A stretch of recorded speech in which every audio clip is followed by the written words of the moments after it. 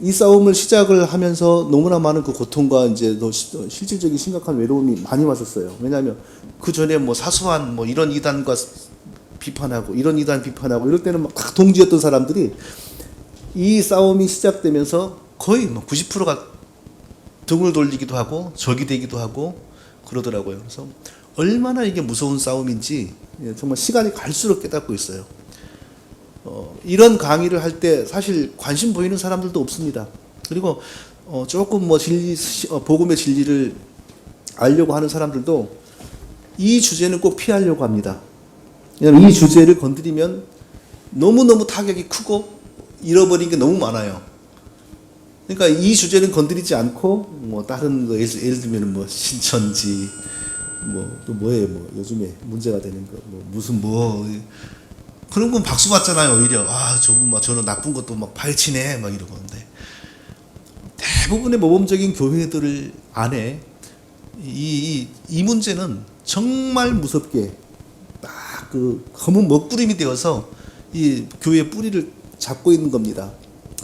근데 한국 교회가 불행하게도 여기는 전혀 이제 건드리지를 못하는 상황이 되어 버렸습니다. 자, 왜 거짓 방언의 문제를 결코 이게 피하거나 그냥 모른 채 하고 넘어갈 수가 없는가? 너무나 많은 문제를 양산하고 있습니다. 신비주의, 우월주의라는 것은 이 엉터리 방언하는 사람들이 오히려 자기가 영적으로 더 이게 뛰어나다고 생각을 하는 거예요. 그래서 엉터리 방언하는 사람이 자기 교회 그 제대로 된 올바른 목회자를 목사님 어떻게 성령도 받지 않고 목회를 합니까? 이런 말도 거침없이 하는 일들이 많습니다. 이거 정말 어이없는 일이죠. 사기꾼, 방언하면서 사기치는 사람도 있고요. 사탄 숭배, 근본적으로 하나님이 주신 게 아니면 어디서 왔겠습니까? 하나님이 주신 게 아니면 둘 중에 하나겠죠. 자기가 꾸미거나 아니면 다른 영으로부터 온 겁니다. 근데 그러면은 꾸며가지고 이 방언이라고 하는 게 계속 이어집니까? 한두 분, 1분, 2분이야 꾸밀 수 있겠죠. 그런데 10분, 20분이 연결된다는 것은 꾸미는 게 아니라는 겁니다. 그러면 뭐예요? 다른 영으로부터 온 것을 계속 하고 있으면 뭐죠? 사탄 숭배입니다, 이게. 접신활동. 귀신 접하는 게 별겁니까? 다른 영과 교제하는 게 접신하는 것이죠. 무속주의, 다원주의 나중에 이제 자세히 설명이 되는데 종교 통합주의, 종교 다원주의의 이게 또 매개체가 아주 효과적인 매개체가 되는 게 방언 운동입니다. 목이 피가 나오면서 계속 그런 기도 생활만 드렸거든요. 근데 어느 날 방언이 터지면서 그 방언 속에서 네가 예수라는 거지. 무슨 소리냐? 미치겠는 거예요, 제가. 그러니까 거기서 눈물이 팍 나더라고요. 그래서 제가 비밀을 다 알잖아요. 이게 일반 사람은 못 봐요. 어떻게 그걸 봐요? 예수가 되면서 능력도 생겼다고 합니다. 그러니까 이런 사기꾼도 그냥 사기치면은 분위기가 안 잡히잖아요. 그러니까 어느 날 쫙 기다리는데 목에 피가 나오더니 방언이 터지면서 이런 말 하잖아요. 이 정도로 뭐 이렇게 여러 가지 양념으로 이용이 되고 있어요. 이번 다음 영상은 거의 이제 그 무당이 죽은 최진실이의 영혼을 불러가지고 뭐 그런 것도 인터넷에 보이더라고요.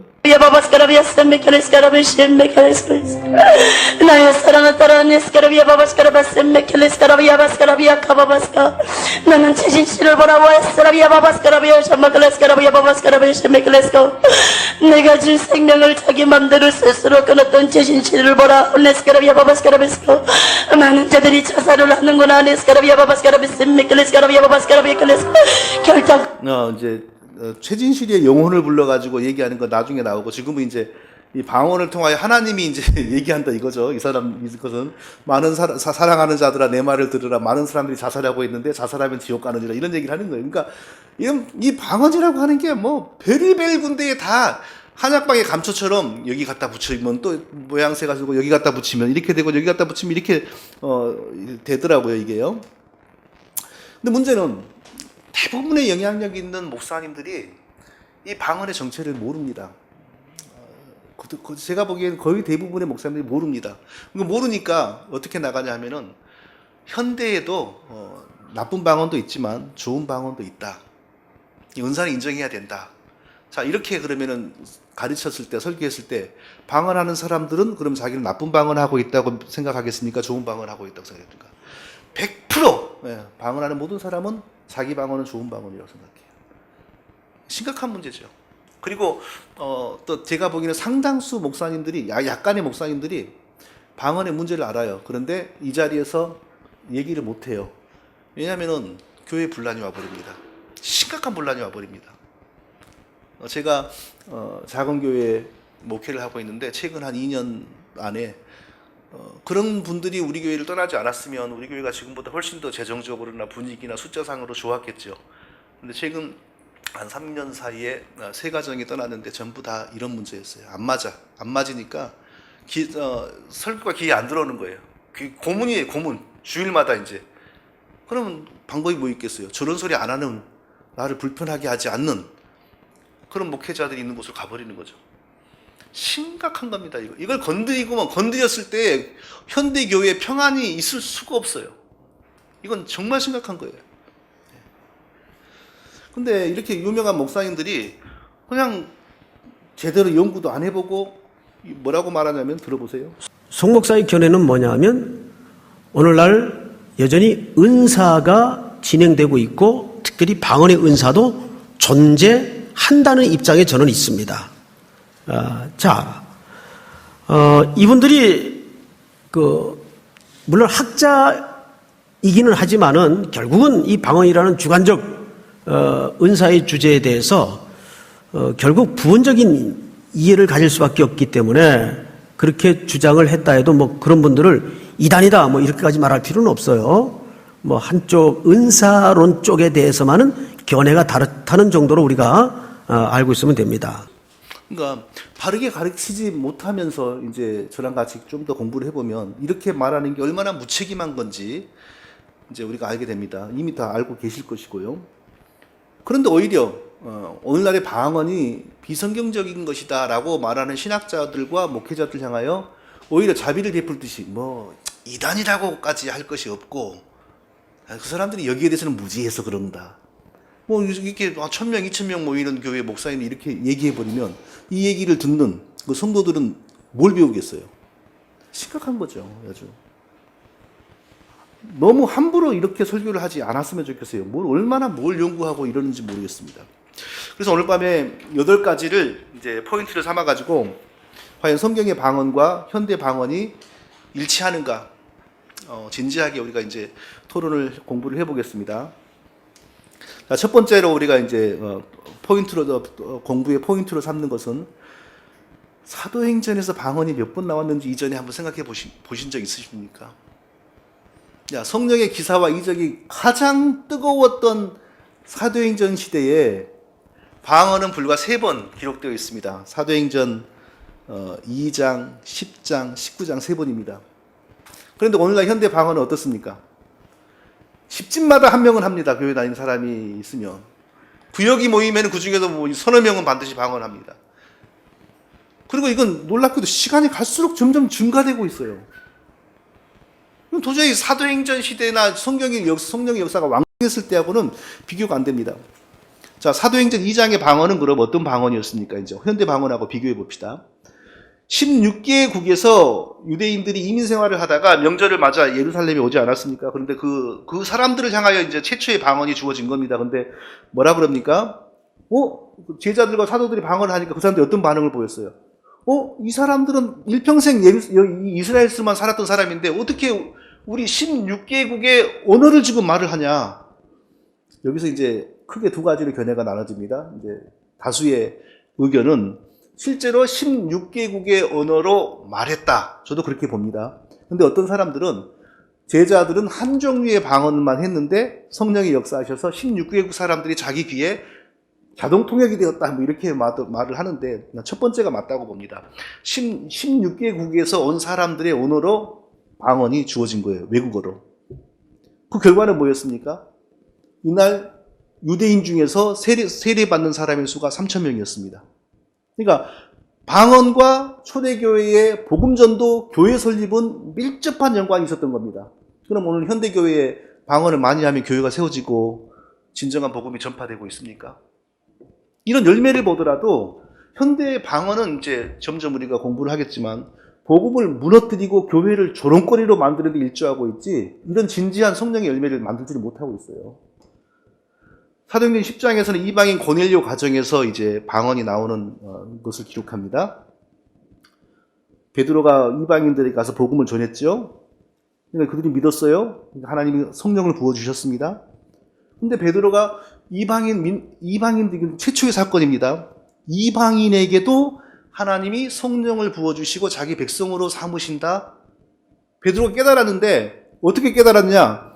이는 방언을 말하며 하나님 높임을 들음이로라. 고넬료 가정에 성령이 임하니까 하나님이 어떤 것으로 이 가정 이방인도 이제 내 백성 되었다 하는 것을 보여주셨냐면 성령을 부어주시고 그때 방언의 역사가 함께 나타났는데 이거 기도였습니까? 말이었겠습니까? 하나님께서 방언을 통하여 고넬료 가족의 권속들의 입을 통하여 하나님 높임을 들이미려라. 신앙 간증을 하는 겁니다.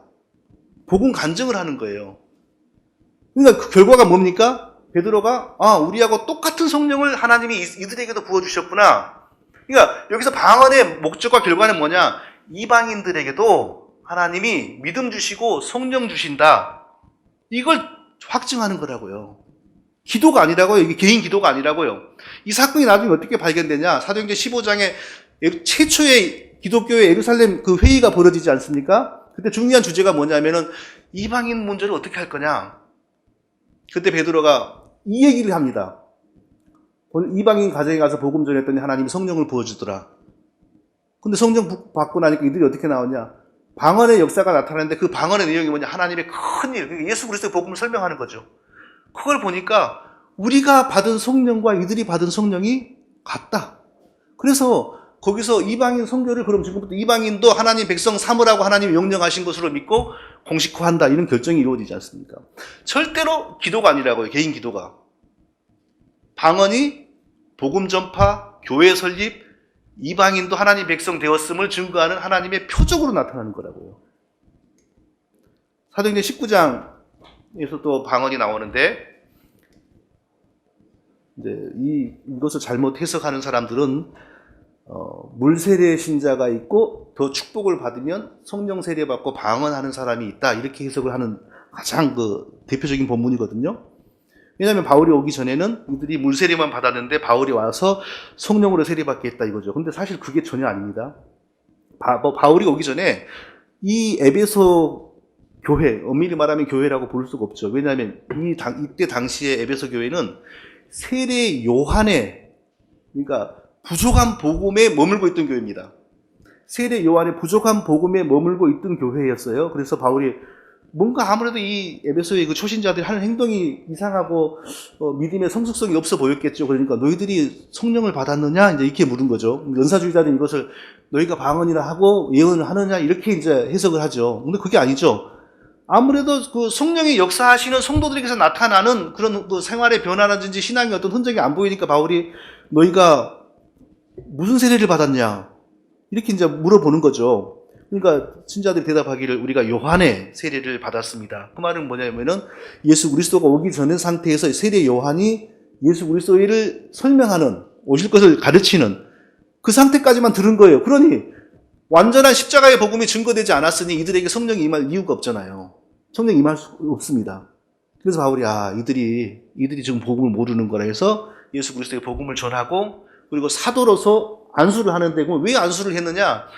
설명이 이게 참 어려운 것 같아요. 근데 이제 두 가지로 설명을 할 수 있는 것 같습니다. 첫 번째로는 그때까지는 아직 세례 요한의 그 예비 복음에 머무르고 있던 사람들과 예수 그리스도의 완전한 사도들의 복음에 머무르고 있던 사람들이 이제 공존을 했다 이거죠.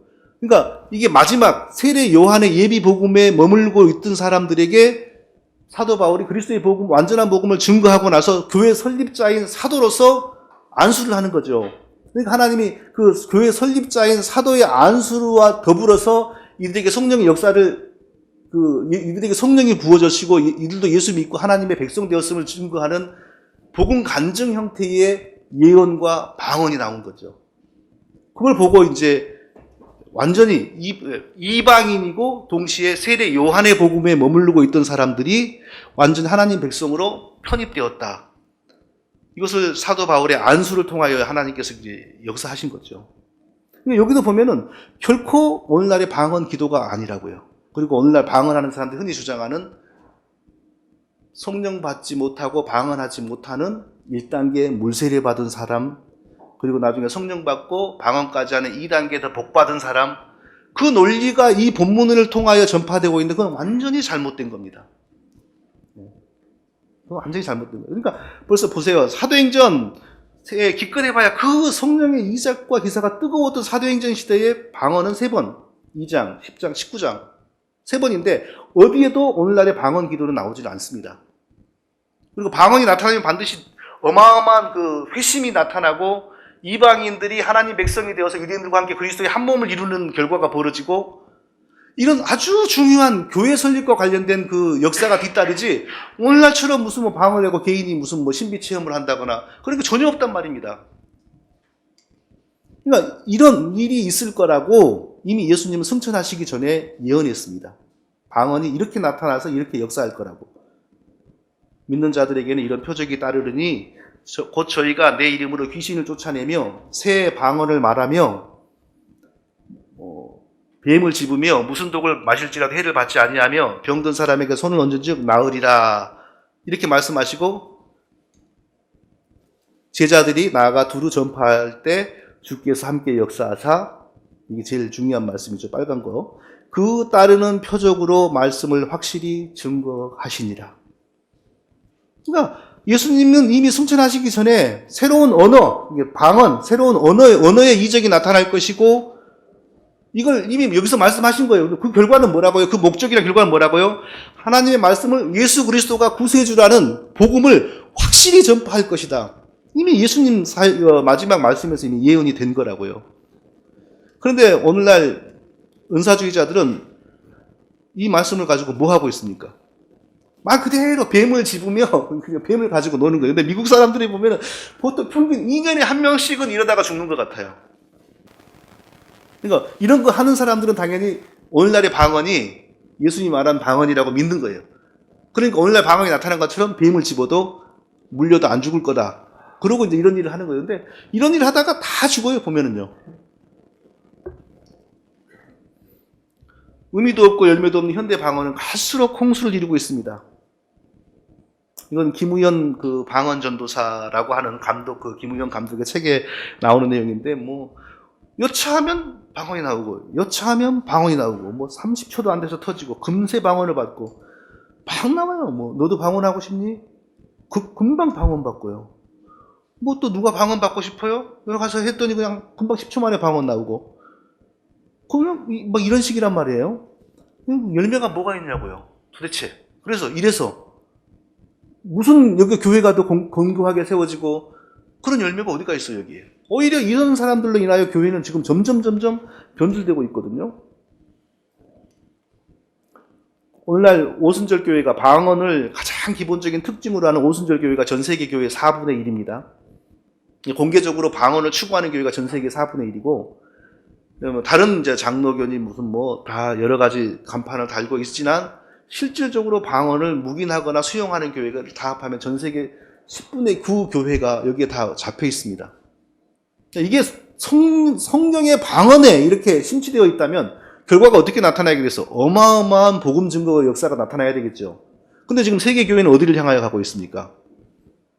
갈수록 번영의 신학, 신비주의, 종교연합, 다원주의 이쪽으로 교회는 흘러가고 있어요. 이상하지 않습니까? 성경의 방언은 나타나면은 예수 그리스도의 교회가 견고하게 세워진단 말입니다. 근데 현대 방언은 점점 급속히 증가되고 있는데 교회는 점점 죽어가고 있어요. 결코 오늘날의 방언이 성경의 방언이라고 볼 수가 없다는 겁니다. 자, 이제 두 번째로 성경에서 그러면은 방언이 개인 기도의 모습으로 나타난 적이 있는가? 이 문제를 가지고 우리가 한번 연구를 해보겠습니다.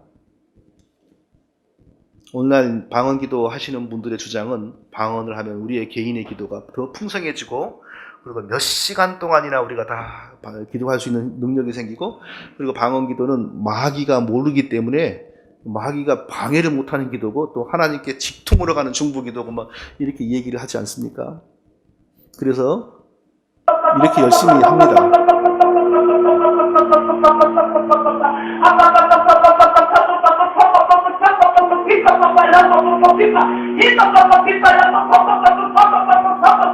민망해서 그렇게 오래 못 듣고 있겠네요. 네. 자, 다시 한번 사도행전의 방언을 돌아보겠습니다. 과연 이런 기도한다라는 이런 방언이 사도행전에서 한 번이나 나타났는지. 자, 사도행전 2장에 나타나는 방언 기사를 보면요. 다 갈릴리 사람이 아니냐. 우리 각 사람이 난곳 방언으로 듣게 됨이 어찌 됨이냐. 내가 태어난 나라의 언어로 지금 내가 들리고 있는데 이게 어찌 된 거냐. 이게 전혀 기도가 아니죠. 내가 태어난 나라, 내가 살던 외국의 언어가 지금 내 귀에 들리는 거예요. 듣는 사람 입장에서. 근데 그 내용은 뭐였냐. 우리가 다 우리의 각 방언으로 우리가 사는 나라의 언어로 하나님의 큰 일을 말함을 듣는도다 그랬습니다. 그래서 하나님의 큰 일이 뭐겠습니까? 얼마 전에 예수님이 죽고 부활했습니다. 하나님이 우리 죄를 사하시기 위하여 우리가 똑같이 피 흘릴 수 있는 사람으로 오시어서 우리 대신 죽으시고 우리 죄가 사해짐의 증표로 부활하신 거. 이게 하나님의 큰일입니다. 그러니까 방언에서 뭘 얘기했냐? 예수 그리스도의 복음을 설명한 거예요. 사도행전 2장의 방언. 예수 그리스도의 복음을 설명한 거라고요.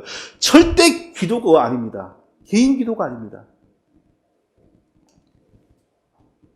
그러니까 사도행전 이 방언으로 말미암아 결과가 어떤 일이 벌어졌습니까? 예수 그리스도의 복음이 능력 있게 전파되고 예루살렘에 교회가 설립되는데 예루살렘 교회가 등장하는데 결정적인 공헌을 한 거죠. 이날 3,000명의 세례를 받았습니다. 그 말을 받은 사람들은 세례를 받음에 이날의 신도의 수가 3,000이나 더하더라. 사도행전 2장의 방언의 결과는 교회 설립입니다. 최초의 예루살렘 교회 설립입니다.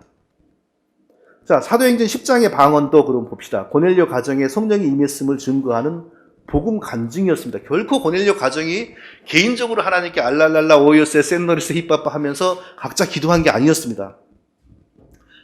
하나님께서 처음에 베드로에게 이제 이방인 선교를 가라고 하니까 베드로가 못 알아듣지요. 자꾸 하나님이 그 먹지 말라는 음식을 주니까 베드로가 거부해. 율법에서 금한 음식이라고 거부해. 그러니까 하나님이 이제부터는 먹으라라고 합니다. 베드로는 그거 해석할 줄을 몰랐어요. 어떻게 해석해야 되는지. 근데 이방인 고넬료 가정에서 베드로를 데려온단 말이에요. 와서 말씀 전해달라고. 그러니까 이제 그때 해석이 되는 거죠. 이방인 가정에 가서 말씀을 전하라고 하는구나. 하나님께서 그러시는구나. 하고 가서 말씀을 전했어요. 그랬더니 그들이 믿음이 생기면서 성령이 그들에게 임해요. 성령이 그들에게 그게 지금 이방인에게 공개적으로 지금 믿음 생기는 건 전혀 없을 때입니다. 이거 최초의 일입니다. 그 전까지 베드로도 이방인들은 개와 같은 자들이고 심지어는 나중에 좀 시간이 지나서도 바울에게 유대주의자들에게 혼날까 봐서 이방인들하고 이방인 신자들하고 밥 먹다가 유대인들이 예루살렘에서 누가 온다니까 얼른 자리 떠버리잖아요. 나중에 시간이 지나서도 그렇게 행동했단 말입니다. 근데 지금은 그보다 훨씬 이전이에요. 그러니까 이방인들을 하나님이 자기 백성 삼으시고 성령을 부어주신다? 상상이 안 되는 때라고요, 지금은. 근데 그들에게 하나님이 믿음 주시고 성령을 부어주시니까 성령을 부어준다는 건 눈에 보이는 일이 아닙니다. 근데 그들에게 방언이 나오면서 그들이 예수 그리스도를 고백하고 설명하는 내용이 방언을 통하여 흘러나오니까 베드로가 꼼짝 못하는 거죠. 하나님이 성령 주셔서 이들에게 이런 믿음을 주시는데 내가 무엇이라고 이들을 거부하냐? 어떻게 세례를 안 베풀 수가 있냐 하면서 세례를 주게 돼요.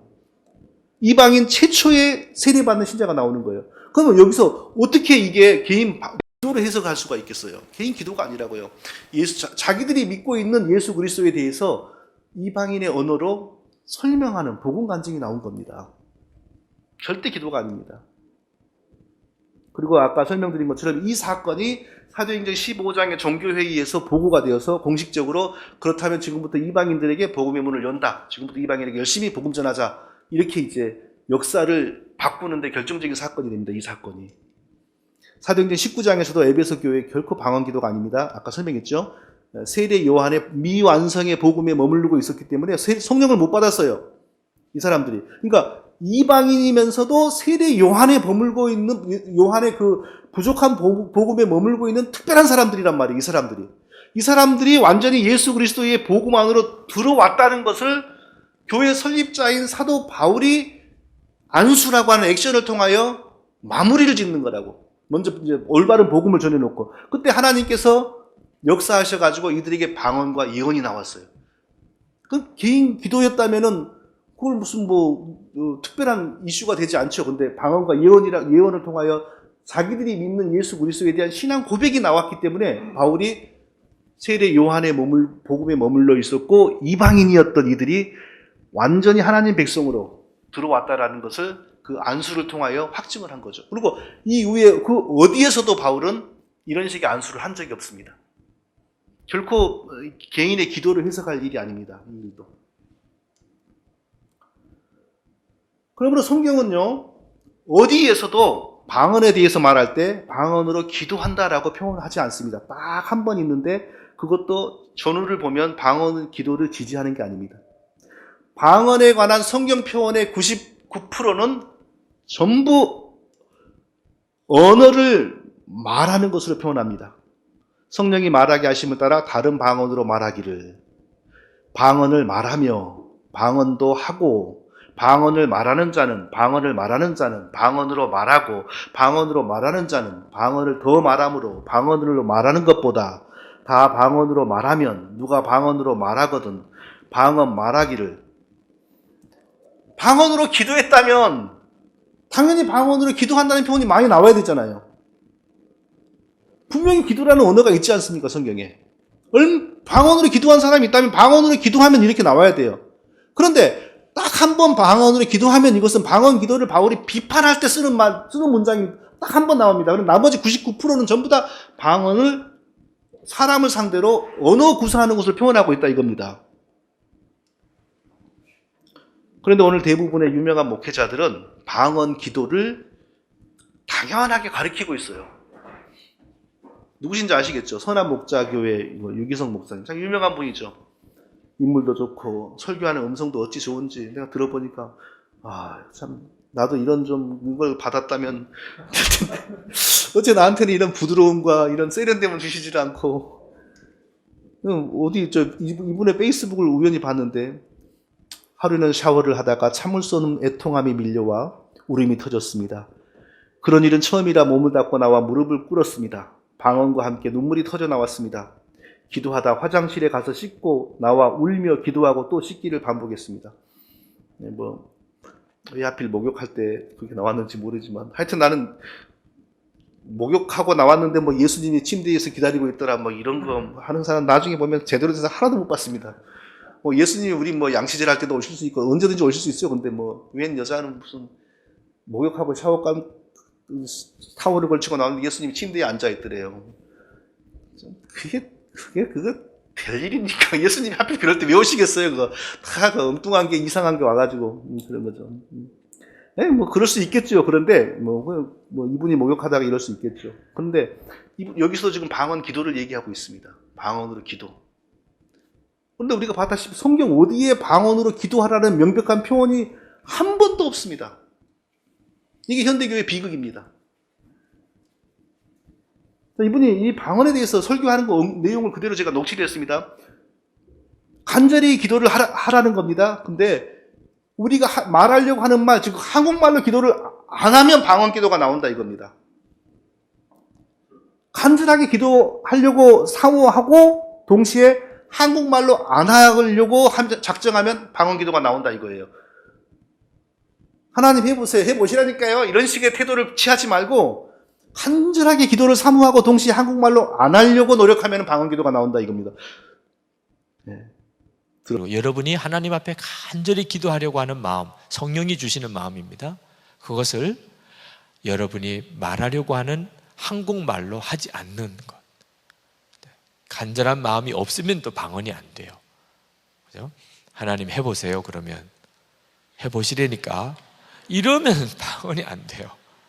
여러분 안에 간절한 마음의 기도가 있고 그러나 내가 한국말로는 기도를 하지 않겠다고 처음에 입을 열면 처음에는 다 버버버 이런 형태밖에 말이 안 되죠. 입은 열었는데 속에 마음은 있고 그러면 처음에는 그냥 정말 답답한 기도처럼 되지만 여러분의 안에 있는 간절함이 간절해질수록 그 다음부터는 말이 되어지게 돼요. 방언으로 하는 말이. 마음에 부정적인 마음을 내려놓는 게 중요합니다. 전에 그러면 방언 기사를 한번 돌아보십시오.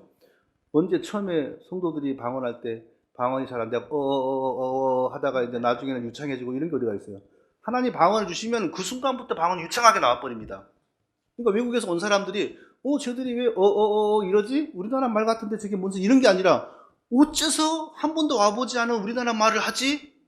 그러니까 정확하게 하나님의 역사를 정확하게 방언을 구사한다 이겁니다. 방언을 못하는 이유가 사모하니까 성령님 주셨어요. 성령님 임하셔서 방언을 이미 혀에 얹어 주셨는데 자기가 그 생각을 하고 있는 거죠. 이거 말고요. 이거 말고 딴 거 주세요. 딴 거 주세요. 이건 방언 아니에요. 자기는 내 수준에서 그건 방언이 아니야. 랄랄라는 방언이 아닌 거죠. 그러니까 방언이 안 나오는 거예요. 근데 여러분 시작하는 거예요. 그러니까 이렇게 주시면 그 말이 서툴고 떠듬거리는 것 같고 좀 유치한 발음 같지만 그게 시작이에요.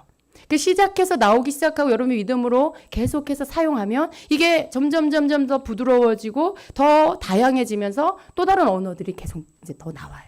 그러니까 처음에 여러분이 어떤 한 단어 혹은 두 단어만 계속 반복해서 하는 것 같아도 그거 자체가 방언이 시작하는 거라는 걸 믿으셔야 돼요. 혀를 성령님께 맡기라는 뜻은 혀에 어떤 이 느낌이 와요, 여러분. 혀가 자꾸 이렇게 내가 생각하는 말을 하려는데 그쪽으로 안 된다거나, 혀가 간질간질하다거나, 혀가 자꾸 뭔가 꼬이는 것 같고, 이런 어떤 게 느낌이 이제 미세한 느낌이 와요. 그럴 때 여러분 중요한 거예요. 그럴 때 여러분이 자꾸 이렇게 똑바른 말을 하려고, 자꾸 정확한 한국말을 하려고 애쓰지 말라는 거예요. 내 머리는요, 자꾸 내 혀에게 명령해요. 그건 말이 아니야. 그건 이상한 소리야. 그리고 자꾸 바른 말을 내가 알고 있는 언어로 말을 하려고 하죠. 무의식적으로 자꾸 그렇게 움직이려고 해요. 근데 그럴 때 여러분이 그렇게 하지 말고 혀가 이렇게 느낌이 오는 대로 그냥 놓아두어서 소리 나는 대로 혀를 그냥 움직이게 하라는 거죠. 그걸 성령께 맡기라는 게 혀를 가만히 있으라는 말이 아니에요. 그래서 그걸 움직이기 시작하면 거기에서 여러분이 알지 못하는 이상한 말이 나와요. 예. 근데 그게 여러분이 낯설기도 하고 어색하기도 하겠지만 그걸 그냥 하시면 돼요. 그러면 방언이 나오면서 시작이 되는 거죠. 여러분 방언은 이렇게 시작하는 거예요. 구약 성경에 보면 어떤 짐승이 하나님이 주신 방언을 받지 않았습니까? 나귀가 발람을 책망할 때. 그러면 나귀가 처음에 이렇게 방언 연습했습니까? 하나님이 짐승에게도 방언을 주니까 정확하게 자기 주인을 정확한 문장으로 책망하지 않습니까? 엉터리예요. 현대 방언에 대해서 하여튼 가리키는 모든 내용은 엉터리예요. 말이 안 되는 소리들이에요. 자, 이제 방언 기도를 주장하는 분들은 지금부터가 굉장히 좀 중요한 것 같은데요. 사도행전 얘기만 하면 그래, 사도행전은 그 외국 언어 방언이었어. 근데 기도하는 방언도 있다니까. 어디에? 고린도에 있었어. 이제 이렇게 나옵니다. 그럼 과연 사도행전의 방언과 고린도의 방언은 다른 방언이었고 고린도에서는 정말 기도하는 방언이 나왔을까요? 그리고 바울이나 누가 고린도 교인들에게 하나님이 너에게 기도하는 방언을 주셨다. 천상의 언어, 하늘의 언어를 너에게 주셨다. 이렇게 가르친 사람이 하나라도 있었을까요? 없었습니다. 자, 이게 굉장히 중요한 본문입니다. 방언 기도하는 사람들이 이 본문을 다 무시하고 또 방언에 조금 연구한다는 분들도 이 본문을 중시하지 않는 경향이 있는데 이 본문을 놓치면은 절대로 현대 방언을 우리가 정체를 알 수가 없습니다. 고린도에 이미 방언에 대한 논란이 막 불붙었습니다. 혼란이 막 일어났을 때예요. 그래서 바울이 그 문제를 해결하기 위해서 편지를 쓰지 않습니까? 그래서 고린도전서 14장에서 집중적으로 이제 방언 문제를 다루는데, 자, 거기서 우리 한 목소리로 좀 읽어보겠습니다. 율법의 시작. 율법에 기록된 바 주께서 이르시되 내가 다른 방언을 말하는 자와 다른 입술로 이 백성에게 말할지라도 그들이 여전히 듣지 아니하리라 하였으니. 여기까지만요. 자, 지금 이제 방언을 다루는 데 있어서, 방언을 설명하는데, 고린도 교회 방언을 설명하는 데 있어서 바울이 어떻게 시작합니까? 율법에 기록된 바, 이렇게 시작합니다. 이 말은 뭐예요? 구약 성경에 나와 있는 대로 이 뜻입니다. 구약 성경에 나와 있는 대로 이 뜻입니다. 내가 다른 방언을 말하는 자와 다른 입술로 이 백성에게 말할지라도 그들이 여전히 듣지 아니하리라 하였으니. 자, 이 내용은 구약 성경에 있는 내용을 지금 가져왔다는 겁니다. 율법에 기록된 바, 이 말은 구약 성경이 어디에 있는 것처럼 이 뜻이고, 내가 다른 방언을 말하는 자와 다른 입술로 이 백성에게 말할지라도 그들이 여전히 듣지 아니하리라 하셨으니, 이 말은 구약성경 어디엔가는 내가 다른 언어와 다른 그 방언을 말하는 사람들을 통하여 너희에게 예언을 주거나 경고를 주거나 어떤 심판을 행할지라도 너희가 듣지 않을 것이다 라는 말을 구약성경 어디엔가 되어 있다는 뜻이에요. 그것을 바울이 지금 그대로 가져온 거예요. 그대로 그 본문을. 그러면서 고린도의 방언을 지금 가리키는 거예요. 고린도 교회에.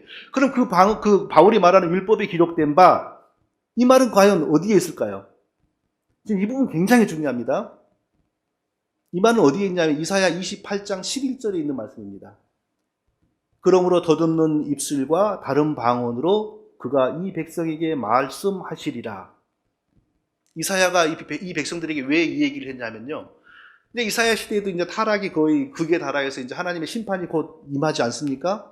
그러니까 이제 이사야가 예언하기를 뭐냐? 어떻게 하나님이 심판하실 거냐? 더듬는 입술과 다른 방언으로 심판을 한다 이거예요. 언어가 어떻게 심판을 하겠습니까? 이 얘기는 뭐냐? 다른 나라 말하는 사람, 더듬는 입술. 그러니까 우리 입장에서 외국말 하는 사람, 어제 제가 공항에서 오는데 내 옆에 바로 어떤 사람이 우즈베키스탄 말을 막 유창하게 하는 거예요. 근데 제 말은 더듬더듬 하는 소리처럼 들리더라고요. 그래서 나는 한국 사람이 어떻게 이런 말을 배웠냐고 물어봤더니 우즈베키스탄 사람이더라고요. 근데 한국말을 제법 잘해요. 그러니까 나는 그 사람이 한국 사람이 그 나라 말을 하는 줄 알았는데 그게 아니더라고요. 근데 하여튼 우리가 전혀 알지 못하는 외국 사람들이 말하는 거 보면요, 꼭 그 입을 더듬더듬 하는 것처럼 보인다고요. 이게 무슨 말이냐면 하나님께서 이스라엘 백성들을 어떻게 심판하냐 하면요, 바벨론 군대, 전혀 말이 통하지 않는, 어떤 사람은 아수르 군대로 해석하는데 그건 틀립니다. 아수르 말하고 구약의 그 이스라엘 백성들의 말은 근본적으로 같은 어원이 많아가지고 이스라엘 백성들이 배우지 않아도 아수르 사람들이 하는 말을 많이 알아들었어요. 그러니까 아수르 군대, 그러니까 바벨론 군대가 침략하기 전에 몇십 년 전에 아수르 군대가 먼저 침략하는데 아수르 군대 얘기를 하는 게 아니고 이스라엘 백성들의 입장에서는 전혀 알아듣지 못하는 말을 바벨론 군대의 손을 통하여 하나님이 이스라엘 백성들을 완전히 심판할 거라는 얘기라고요. 이사야 이 얘기가.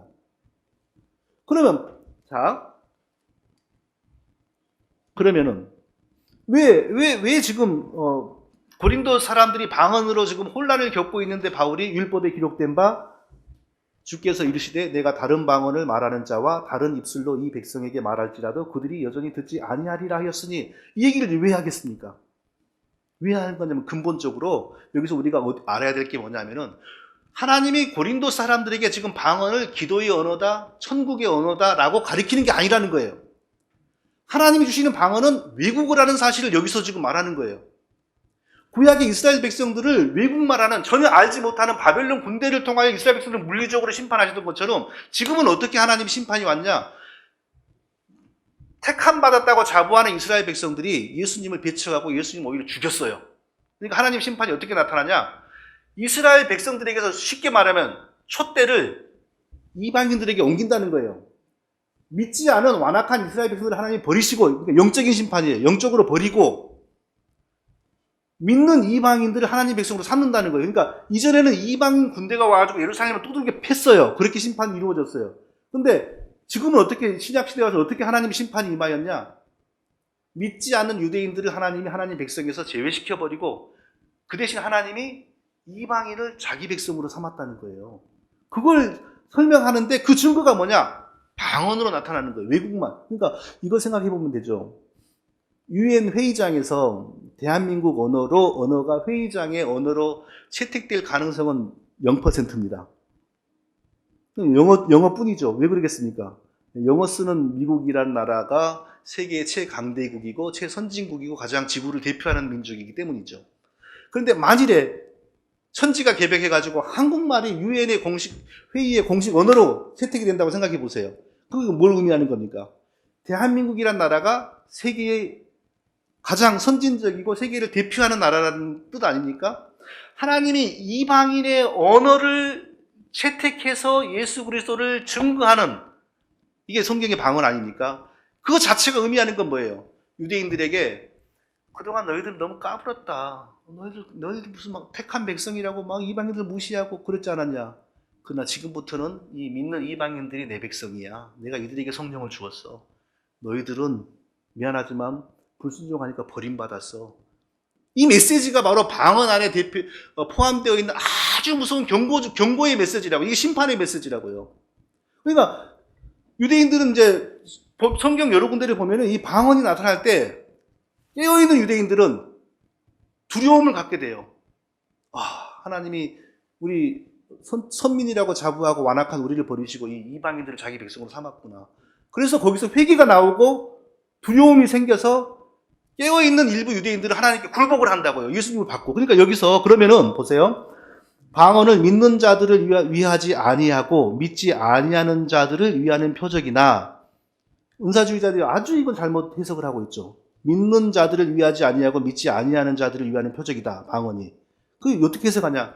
우리 옆집에 안 믿는 사람이 있어. 그냥 안 믿는 사람은 내 방언하는 걸 보면 예수님 믿게 돼. 이렇게 해석을 하잖아요. 바울은 그 뜻이 아니라고요. 유대인으로서 교만하고 완악한 예수님을 안 믿는 자, 이들에게 지금 경고가 되는 게 방언이라고. 하나님이 그 천한 이방인들의 언어로 예수 그리스도의 큰 일을 설명을 하는 걸 보니까 이제부터는 복음의 중심이 이방인이야, 이방인. 이렇게 된다고요, 이렇게. 그러니까 방언으로 말미암아 나타나는 가장 큰 결과가 뭐냐? 이방인이 하나님의 몸된 교회의 정식 멤버가 됐다는 게 수용되기 시작한다고요.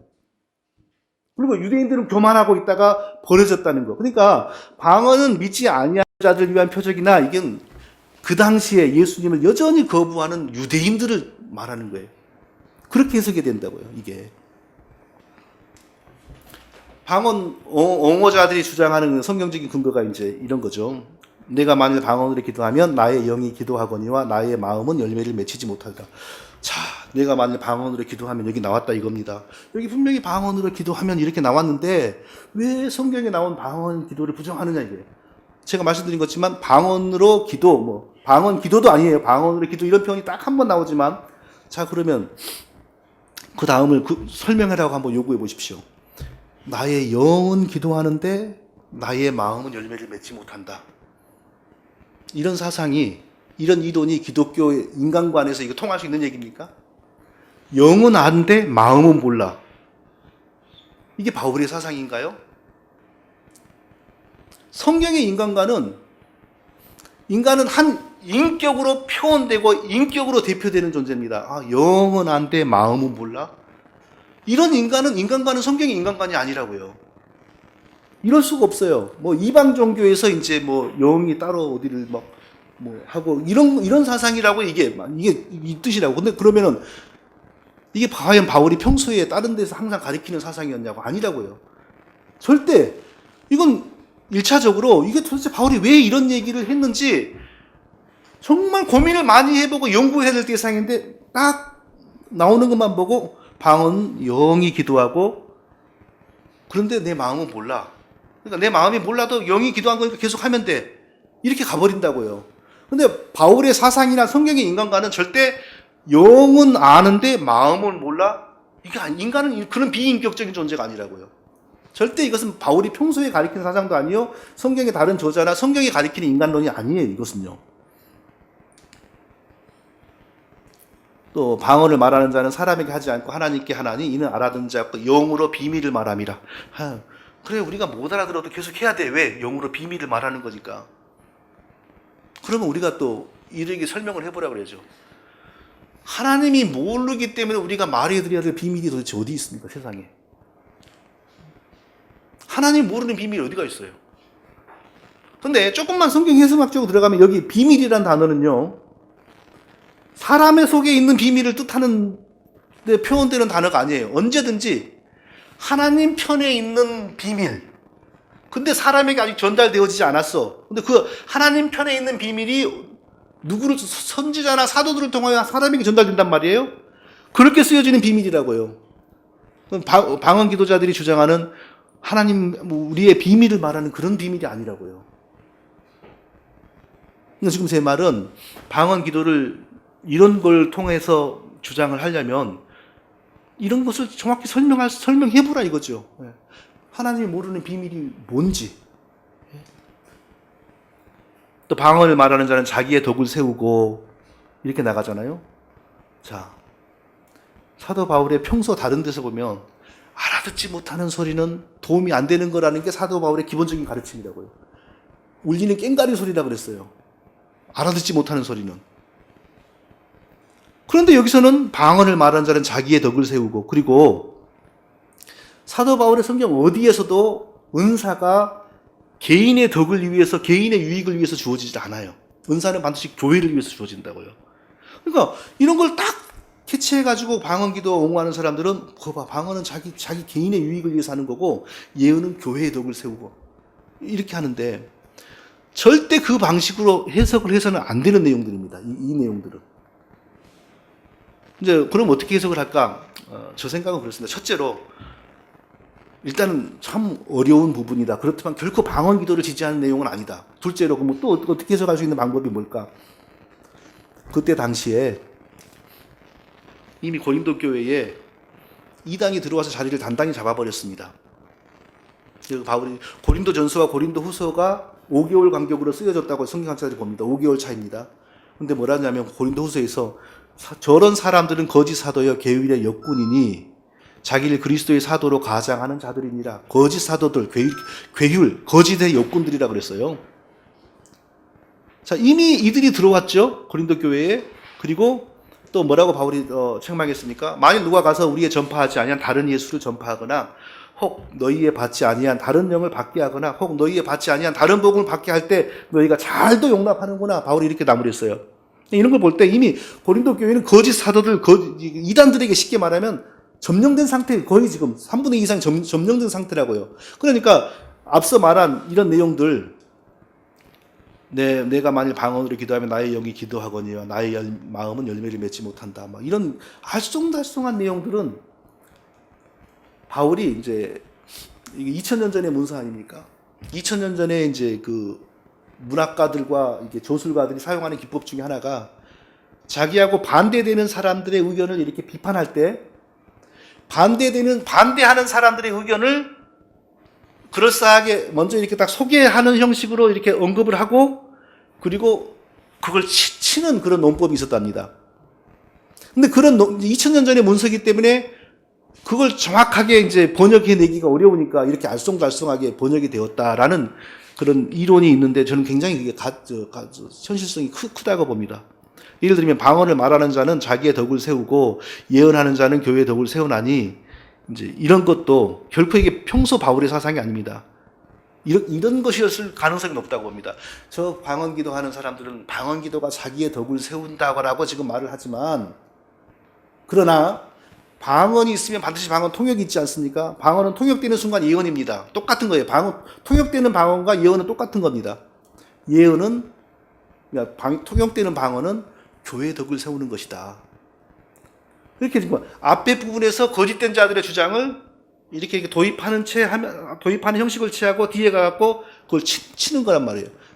이런 식으로 이걸 해석을 하는 게 현명하지. 여기 딱 보고 예를 들면 내가 방언으로 기도하면 나의 영혼이 기도하거니와 이것도 바울의 사상이라기보다는 저들의 주장이 방언으로 기도하면 나의 영이 기도한다고 하지만 이런 형식의 문학이었을 가능성이 그 문법이었을 가능성이 훨씬 높다는 거죠. 그러니까 결코 이 부분들을 가지고 방언 기도를 주장하려고 하는 사람들은 제 말은 이게 평소에 바울의 가르침과 맞는 내용인지 이게 성경이 말하는 다른 부분과 맞는 내용인지를 증명하라 이거예요. 그리고 나서 이 부분을 이용해 가지고 현대 방언을 기도를 옹호를 하든지 말든지 하라는 겁니다. 결코 설명이 되지 않은 거예요. 그 논리로는요. 또 방언 기도의 근거로 다음에 말씀들이 인용 많이 되고 있습니다. 그러면 어떻게 할 거야? 내가 영으로 기도하고 마음으로 또 마음으로 기도하며 내가 영으로 찬미하고 또 마음으로 찬미하리라. 여기서 영으로 기도 이게 방언 기도 아니냐? 그리고 마음으로 기도 이것은 한국말 기도고 이렇게 해석을 하지 않습니까? 근데 좀 이따가 다음에는 여기 쓰지 않았는데 뭐가 나오냐면 내가 영으로 축복할 때 이래요. 그럼 그건 방언으로 축복하는 겁니까? 그거 아니라고요. 영으로 기도하고 마음으로 기도하면 이것은 전인격으로 기도하라라는 표현으로 해석을 해야지 방언으로 기도하고 한국말로 기도하고 이런 뜻으로 할 일이 절대 아니에요. 내가 너희 모든 사람보다 방언을 더 말함으로 예, 이걸 가지고 또 바울은 방언 기도를 되게 많이 했다 그러는데 실제로 여기도 보여요. 방언을 말한다 그랬지 기도한다 그랬습니까? 방언 바울 일단 보세요. 바울이 몇 개국어를 했는지. 히브리말 당연히 했죠. 또 자기가 태어난 데가 터키 아닙니까? 터키 말 당연히 했죠. 헬라어로 유창하게 성경 쓰는 거 보면 그리스 말 당연히 했죠. 로마에 가서 복음 전도했잖아요. 로마 말 당연히 했고.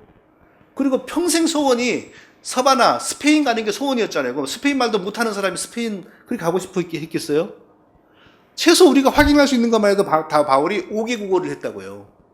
그렇게 해석하면 간단한 거라고. 근데 왜 이걸 가지고 방언 기도를 내가 더 잘함으로 이렇게 어거지로 해석을 하느냐 그거죠. 그런즉 형제들아 예언하기를 사모하며 방언 말하기를 금하지 말라. 이걸 또 방언 말하기를 금하지 말라 이걸 가지고 그봐 성경은 방언 금지하지 말라 그러는데 왜 자꾸 금지하는 거야 막 이러잖아요. 방언 말하기를 금지하지 말라 그랬어요. 왜요? 하나님 주신 방언을 성경대로 통역하면 하나님의 예언의 말씀이거든요. 그 귀한 걸 왜 금해요? 그렇게 해석하면 간단한 거라고요. 방언 기도를 금지하라고 지금 한 게 아니라고요. 지금 절대로.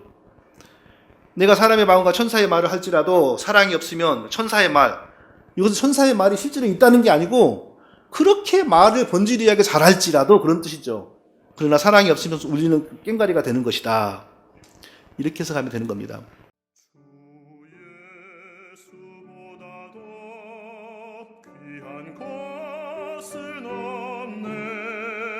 이 세상 행복과 바꿀 수 없네. 유혹과 핍박이